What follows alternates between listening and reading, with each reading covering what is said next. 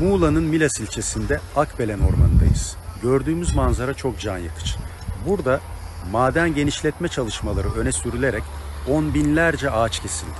Tek amaçları ağaçları, ormanı korumak olan, doğa katliamına direnen duyarlı insanlara defalarca orantısız güç uygulandı.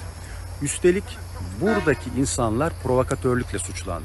Milyonlarca yıllık ekosistemi bir şirketin karına kurban edenler elbette buradan yükselen mücadeleyi, kararlılığı ve azmi bastırmak isteyecektir.